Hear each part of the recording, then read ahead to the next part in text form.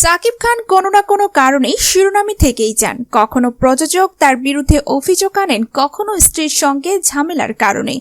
এতদিন সাকিব খানের বিরুদ্ধে পুলিশি সমন জারি হলে বা সহ প্রযোজককে ধর্ষণের অভিযোগ উঠলেও সাকিবের পাশেই থেকেছেন বুবলি। কিন্তু এবার যেন তার সেই ধৈর্যের বাঁধ ভাঙল। এখনো তাদের ডিভোর্স হয়নি। এর মধ্যে বাংলাদেশি নায়কের আরও দুটো বিয়ের কথা প্রকাশ্য এনেছেন শবনম বুবলির নামে। তিনি প্রকাশ্য নানা কটু কথা বলেছেন। এবার সাংবাদিক সম্মেলনে সেসবের বিরুদ্ধে মুখ খুললেন নায়িকা। বললেন, আমি সংসার করতে চেয়েছি, সেটাই দোষের। এদিন শবনম বুবলি একটি সাক্ষাৎকারে বলেন, তার সঙ্গে আমার বিয়ে, তার সঙ্গে আমার সন্তান। উনি এটা ভালো করেই জানেন কি হয়েছে। আজ উনি এত কিছু বলছেন, কিন্তু কিছুদিন পর উনি কি তার ছেলে শেহজাদের মুখোমুখি হতে পারবেন?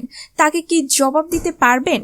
বুবলি একই সঙ্গে দাবি করেন, সাকিব তার বিরুদ্ধে যা যা অভিযোগ এনেছেন সবই ভিত্তিহীন। তিনি একই সঙ্গে বলেন, সাকিব তার বিরুদ্ধে যা যা অভিযোগ এনেছেন সেগুলোর প্রতিটার উত্তর তার কাছে আছে।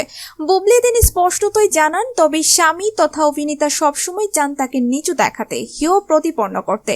তার কথাই আমি জানি না কেন উনি এমন করছেন, কিন্তু এখন আমার মনে হচ্ছে এবার এটার সমাধান করা উচিত।